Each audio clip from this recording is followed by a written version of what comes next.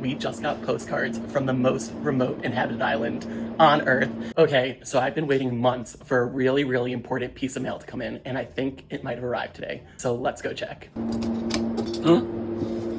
No way! They made it. I'm so excited. We just got postcards from the most remote inhabited island on Earth. I sent these postcards from Tristan da Cunha almost 4 months ago, and they just arrived today. I'm so happy.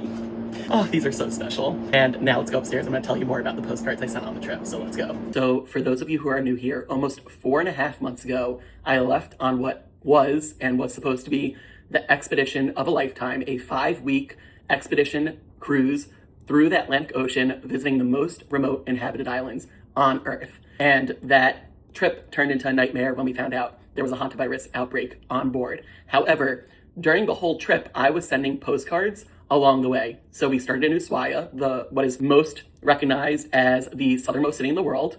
And I sent this postcard to Alex on March 31st. And this postcard arrived here in Boston on April 25th. So it took about between 3 and 4 weeks to get here. The next postcard I sent was from my favorite place on Earth. That is South Georgia. And it is a marine wildlife paradise full of king penguins, elephant seals, Antarctic fur seals, gentoo penguins, and so much more. I sent this postcard on April 6th, and this postcard did not arrive until the beginning of July. It took 3 months, and that was because we were the last ship tourist vessel of the season in South Georgia, so it took a while for the mail to be picked up by boat since there's no airport there. The next postcard I sent was from Tristan da Cunha, which is the most remote inhabited island on Earth. The quickest way you're gonna get there is usually by a flight to South Africa, and then you would have to get on one of the vessels from South Africa to Tristan, which takes 6 to 10 days, depending on the weather, but those spots are reserved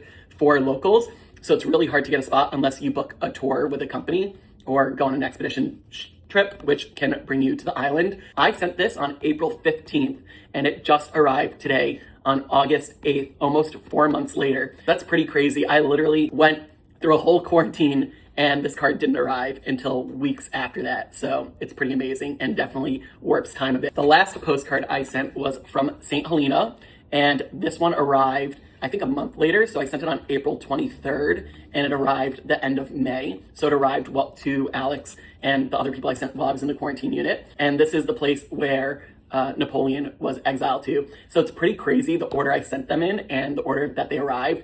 But these postcards tell the most amazing story that I didn't think they would tell. So now they're even more special than when I sent them originally. Now let me know where your favorite postcard that you've sent yourself is from.